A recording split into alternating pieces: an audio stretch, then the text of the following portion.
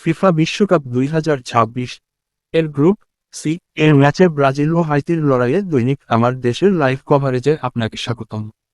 এই ম্যাচের সর্বশেষ স্কোর, গুরুত্বপূর্ণ মুহূর্ত ও লাইভ আপডেট পেতে আমাদের সঙ্গেই থাকুন। জয়ে চোখ রেখে মাঠে ব্রাজিল। প্রথম ম্যাচে স্কটল্যান্ড কাছে 1-0 গোলে হারা হাইতি চমক দেখানোর লক্ষ্য নিয়েই মাঠে নামছে। কাসেমিরো ও ব্রুনো গিমারাইসের মিডফিল্ড নিয়ন্ত্রণ ম্যাচের ফল নির্ধারণে গুরুত্বপূর্ণ হতে পারে। আক্রমণভাগে ভিনিসিউস রাফিনিয়া কুনিয়ার ত্রয়ীর ওপর বড় দায়িত্ব থাকবে। মরক্কোর বিপক্ষে ড্রয়ের পর ব্রাজিলের জন্য এটি কার্যত must win match. Brazil: Alisson, গোলরক্ষক Danilo, Marquinhos, Gabriel, Douglas Santos, Casemiro, Bruno Guimaraes, Lucas Paqueta, Raphinha, Vinicius Junior, Matheus Cunha. Placide গোলরক্ষক experience: Delcroix, Ade, Arcus, Providence, Bellegarde, Jacques, Duverne, Pierrot, Casimir. আজকের বিশ্বকাপ ম্যাচে হাইতির সামনে তাই ইতিহাসের প্রথম ইতিবাচক ফল আনার চ্যালেঞ্জ, আর ব্রাজিল চাইবে নিজেদের আধিপত্য ধরে রাখতে। ম্যাচ 1: ব্রাজিল জয় 1, হাইতি জয় 0, ড্র 0। গোল ব্রাজিল 7, হাইতি 1। সেই ম্যাচে ব্রাজিলের বড় জয়ের নায়ক ছিলেন ফিলিপে কৌতিনিও, যিনি হ্যাটট্রিক করেছিলেন। এছাড়া বর্তমান ব্রাজিল স্কোয়াডের কয়েকজন অভিজ্ঞ তারকা Casemiro, Alisson Becker, Marquinhos, Fabinho এবং ডগলাস সান্তোস সেই ম্যাচের দলেও ছিলেন। আন্তর্জাতিক ম্যাচের ইতিহাসে মাত্র একবারই মুখোমুখি হয়েছে ব্রাজিল ও হাইতি। 2016 সালে অনুষ্ঠিত কোপা আমেরিকায় দুই দলের সেই একমাত্র সাক্ষাতে হাইতিকে 7-1 গোলে উড়িয়ে দিয়েছিল ব্রাজিল। ম্যাচের মাত্র 70 সেকেন্ডে জয়সূচক গোলটি করেন ইসমাইল সাইবারি। দুর্দান্ত ফিনিশে বল জালের ছাদে জড়িয়ে দলকে এগিয়ে দেন তিনি। শেষ পর্যন্ত সেই গোলই ম্যাচের ভাগ্য গড়ে দেয়। রাতের ম্যাচে স্কটল্যান্ড বিপক্ষে প্রবল চাপ সামলে 1-0 গোলের গুরুত্বপূর্ণ জয় তুলে নিয়েছে মরক্কো। এই জয়ে গ্রুপ সি এর শীর্ষে উঠে গেছে উত্তর আফ্রিকার দলটি। ফিলাডেলফিয়ার স্টেডিয়াম যেন হলুদ রঙে ছেয়ে গেছে। শুরু হয়েছে ব্রাজিলের জাতীয় সঙ্গীত।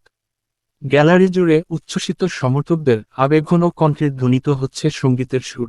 ব্রাজিল বাম দিক থেকে ডান দিকে আক্রমণ শুরু করেছে। দৃষ্টিনন্দন সাদা জার্সিতে হাইতি খেলছে বিপরীত প্রান্তে। এখন দেখার বিষয়, শুরু থেকেই কে নিজেদের ছন্দটা ধরে রাখতে পারে। ব্রাজিল বাম দিক থেকে ডান দিকে আক্রমণ শুরু করেছে। দৃষ্টিনন্দন সাদা জার্সিতে হাইতি খেলছে বিপরীত প্রান্তে। এখন দেখার বিষয়, শুরু থেকেই কে নিজেদের ছন্দটা ধরে রাখতে পারে। ডান প্রান্তে কিছুটা ফাঁকা জায়গা পেয়েছিলেন রাফিনিয়া, কিন্তু গতির সঙ্গে বল নিয়ন্ত্রণে রাখতে পারেননি। মরক্কোর বিপক্ষে তিনি নিজের সেরা খেলাটা খেলতে পারেননি, তাই আজ আরও ভালো পারফরম্যান্সের লক্ষ্য নিয়েই মাঠে নেমেছেন। বাম প্রান্তে জ্যাকের ট্যাকলে ফাউলের শিকার হন ভিনিসিউস জুনিয়র। এই উইঙ্গারকে কিছুটা ব্যথায় কাটাতে দেখা গেলেও তিনি খেলা চালিয়ে যাওয়ার মতো অবস্থায় আছেন। এর কিছুক্ষণ পর আবারও ফাউল করেন জ্যাক, নেমেছেন ডগলাস সান্তোস। হাইতির গোলরক্ষক গোল কিক নিতে একটু বেশি সময় নিলে ব্রাজিল একটি কর্নার পায়। কর্নার থেকে ভেসে আসা বলটি পোস্টের দিকে গেলেও হাইতির এক ডিফেন্ডার সেটি ক্লিয়ার করে দেন। হাইতি শুধু রক্ষণ সামলাচ্ছে না, বরং চাপ তৈরি করার চেষ্টাও করছে।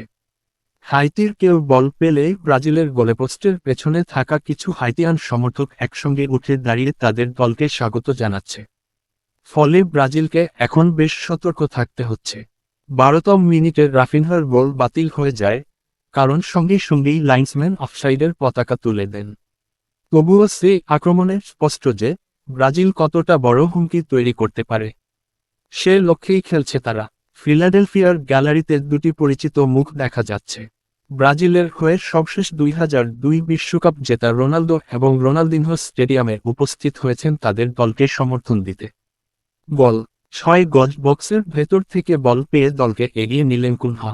ভিনিসিউস দারুণ এক বাঁকানো নিয়েছিলেন, কিন্তু হাইতির গোলরক্ষক ঝাঁপিয়ে পড়ে সে শট রুখে দেন।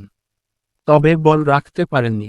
ফিরতি বল বিপদমুক্ত করার চেষ্টা করেন ডেলোক্রোইক্স, তবে ক্লিয়ারেন্স ঠিকমতো না হওয়ায় বল গিয়ে পড়ে কুনহার সামনে।